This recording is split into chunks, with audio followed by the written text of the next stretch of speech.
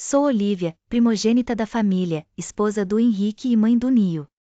Trabalho na área administrativa e, desde que nosso filho foi diagnosticado com autismo, minha vida virou um cuidadoso equilíbrio entre o trabalho, as terapias e a rotina familiar. Escrevo para contar um episódio que nos marcou profundamente, o dia em que quase perdemos nosso filho, e como aquele momento reforçou o laço e a responsabilidade que carregamos por ele. Então, vamos à minha história. O sol de setembro derramava uma luz clara e generosa sobre a propriedade rural dos meus pais. Era um domingo perfeito, feito sob medida para celebrações, e a nossa era especial, os 65 anos do meu pai, Mateus. O clã estava completo. Eu, Olivia, primogênita, observava a cena se desenrolar ao meu redor, cercada pelos 5 irmãos, suas esposas e maridos, e por uma nova geração de sobrinhos que trazia caos e alegria em igual medida. A atmosfera era a trilha sonora de toda a festa de família, risadas altas, gritos agudos das crianças correndo pelo quintal e o zumbido constante das conversas. Na varanda, os homens se reuniam em torno da churrasqueira, formando sua república particular. Meus irmãos, Júlio e Lúcio, com os cunhados e meu pai, comandavam o ritual do churrasco, a fumaça perfumada subia ao céu e o tilintar das garrafas marcava o ritmo do dia. Enquanto isso, a cozinha funcionava como nosso quartel-general. Minha mãe, Maria, com a sabedoria de 45 anos de união com meu pai, movia-se com a calma de quem domina seu território. O calor do fogão a lenha realçava o brilho em seu rosto. Eu e minhas irmãs, Cristina e Graça, dividíamos-nos entre cortar legumes e arrumar a mesa, imersas naquele fluxo de trabalho e cumplicidade que só as mulheres da família entendem.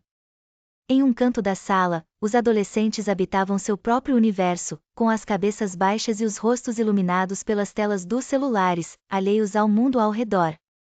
Meu olhar, porém, buscava um refúgio no meio da agitação. Encontrei meu marido na sala de televisão, onde o barulho era menor. Ao seu lado, nosso filho Nio estava completamente absorto em sua brincadeira, isolado do resto da festa. Nossa vida reescreveu-se quando Nio foi diagnosticado com autismo, aos 1 ano e meio. A rotina transformou-se em um quebra-cabeça de horários para dar conta de tudo, meu trabalho administrativo, os turnos do meu esposo e as 20 horas semanais de terapia que Nio fazia em outra cidade. Nesse malabarismo, Ana, que o cuidava em sua pequena escolinha caseira desde os 8 meses, tornou-se nosso porto seguro, a única rede de apoio em que podíamos realmente confiar. Com a chegada do nosso filho, nossa presença em eventos familiares, festas e shows diminuiu significativamente. Não por preconceito, mas por necessidade de adaptação. Muitas vezes cancelávamos compromissos em cima da hora, percebendo que Nio não estava bem regulado. Para evitar estresse, adotamos a estratégia de chegar cedo e sair antes que a festa ficasse muito cheia, ou assim que ele se sentisse desconfortável. Por isso, os aniversários dos meus pais eram sagrados para mim. Especialmente no sítio, um lugar que oferecia tudo o que Nio mais gostava: animais, galinhas, patos e leitões, areia, terra à vontade e pedras com que ele adorava brincar. Havia também uma pequena piscina natural que meu pai fizera para colocar peixes, e, próximo à casa, um rio que cortava a estrada, com uma ponte que ligava os dois lados. Sempre que chegávamos, íamos até o rio, onde ficávamos cerca de 1 hora. Era um momento especial, catávamos pedras para Nio jogar na água e observávamos a alegria em seu rosto diante das pequenas ondulações e dos salpicos. Esses momentos no sítio não eram apenas um refúgio para ele, eram uma forma de conexão com a natureza e com a família, criando memórias que nos uniam ainda mais. Meus pais, pessoas simples, ainda se adaptavam à nova realidade, sem entender bem o que significava ter uma criança autista na família. Mesmo com a casa cheia, a segurança de Nio era uma responsabilidade que meu esposo e eu revezávamos, sem delegar aos demais, que ainda pareciam achar nosso cuidado constante um exagero. A rotina dele era o nosso norte, incluindo um horário específico para o almoço. Em eventos como aquele, não havia um momento formal para a refeição dos adultos, enquanto as crianças e os adolescentes almoçavam, os adultos preferiam aproveitar o churrasco e as bebidas. Assim, enquanto todos petiscavam e conversavam, antecipei-me e preparei o prato do Nio. Atravessei a casa e levei a comida até a sala, onde a entreguei ao meu marido. Nosso garoto ainda precisava de um pouco de apoio com os talheres para se alimentar. Ali, naquele canto mais calmo, nosso pequeno núcleo familiar operava em sua própria frequência, garantindo que o mundo de Neo mantivesse sua ordem, mesmo em meio à alegre desordem da festa. Voltei para a cozinha, enquanto meu filho almoçava, e fiquei conversando com minha irmã enquanto a panela aquecia no fogão. Amor, ouvi Henrique me chamar. Estou indo. Entrei na sala, já sabendo do que se tratava. Não podíamos reclamar do apetite do Neo, que havia aumentado com o uso da medicação. Peguei o prato e fui até a cozinha para servi-lo novamente. Nesse meio tempo, meu esposo foi ao banheiro e pediu a alguém que ficasse de olho nos segundos em que ficaria ausente. E foi nesse instante que o clima mudou completamente. Voltei para a sala com a comida e não vi o Neo. Você viu onde o Neo foi? Perguntei a Felipe, meu sobrinho que estava na sala com eles. Não sei, tia. A aflição começou a me invadir. O que houve, Olivia? Minha mãe perguntou, vindo em minha direção. Não respondi. Em vez disso, comecei a olhar nos quartos. O Neo, não sei onde está, disse, com a voz tremendo. Minha mãe correu até a cozinha, perguntando se alguém tinha visto o menino sair. Meu esposo saiu rapidamente do banheiro, a expressão no rosto dele já dizia tudo. O Neo, ele começou, mas as palavras ficaram presas na garganta. Correndo, fomos para fora da casa e olhamos em volta. Aqui ele não saiu, disse meu pai, já embriagado, tentando entender a situação. Olhei no lago e nada, respondi, o coração disparando. Henrique e eu nos olhamos e então, como se um pensamento comum tivesse surgido, dissemos em uníssono, a ponte. Calma. Foi José, esposo de Graça, quem falou. Confesso que não combinava muito com ele, algumas atitudes dele me incomodavam. Mas, naquele momento, foi ele quem deu maior apoio e iniciativa. Henrique, corre até a ponte. Não faz muito tempo que ele saiu. Ordenou, enquanto nos dirigíamos na direção oposta, em direção à praça. E assim fizemos.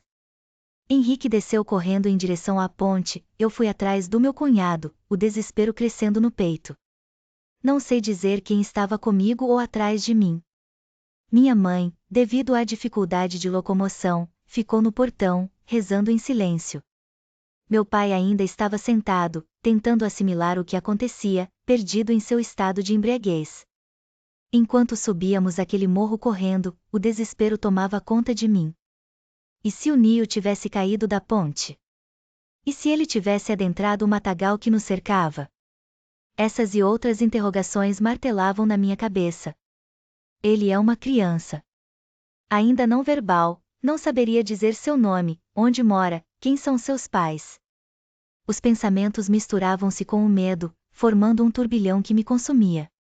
Cada passo parecia mais pesado, a angústia espalhando-se como uma sombra opressora. Eu precisava encontrá-lo, precisava acreditar que ainda havia tempo. Nunca me senti tão desesperada e sem forças quanto naquele momento. Percebi que minha própria vulnerabilidade não era nada diante da situação. A dor e o medo misturavam-se numa sensação inédita e avassaladora. Como pude? Essa pergunta ecoava na minha mente como um mantra torturante. Sou mãe, responsável pela saúde, integridade e segurança dele. Como pude deixar algo assim acontecer?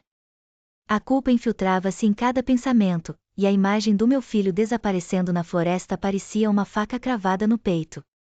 O coração palpitava com urgência e desespero, eu sabia que precisava agir, mas a paralisia do medo quase me impedia de continuar. Cada segundo arrastava-se como uma eternidade, e eu me perguntava se ainda havia esperança. E foi como uma onda de alívio que vi meu cunhado vindo em minha direção, com o Neo nos braços. Naquele momento, minhas forças esvaíram, as pernas cederam e o ar que me faltava já não chegava aos pulmões. Assim que peguei Neo no colo, caí no chão, segurando-o com toda a força que me restava.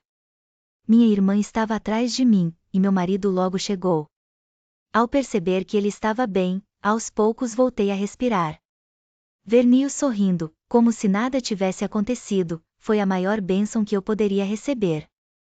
deixa eu pegá-lo, pediu Henrique, aproximando-se. Ele segurou Nio firme nos braços, enquanto minha irmã me ajudava a levantar e caminhar em direção à casa. Ao chegarmos, eu não sabia como a situação estava, não fazia ideia se a música continuava a tocar, quem estava na cozinha, na varanda ou na sala. Fomos em direção à sala, onde Henrique começou a recolher os brinquedos de Nio espalhados pelo chão. Vamos embora, ele anunciou, caminhando em direção ao carro, sem se despedir de ninguém. Minha mãe e minhas irmãs nos seguiram, tentando nos acalmar. Fique tranquila, mãe, disse, tentando acalmá-la. Estamos bem, vamos bem. Fizemos o percurso em silêncio dentro do carro. A tensão pairava no ar, e nossos pensamentos tomavam formas. Mesmo sem dizer uma palavra, sabíamos o que o outro pensava. Como pode uma casa cheia de gente e ninguém ver uma criança sair pela porta? Todos conheciam suas limitações e sua condição, e como ninguém prestou atenção a ele. Naquele momento, apertei com força a mão de Henrique, e ele compreendeu. Somos nós três. Nossa união precisava ser firme e inabalável pelo bem do Nio. Senti a responsabilidade pulsando entre nós, como um elo invisível que nos unia. Precisávamos ser um porto seguro para ele, juntos, enfrentando as dificuldades que a vida nos impunha. O silêncio no carro era pesado, mas também carregava a determinação de que, a partir daquele instante, lutaríamos ainda mais para proteger nosso filho.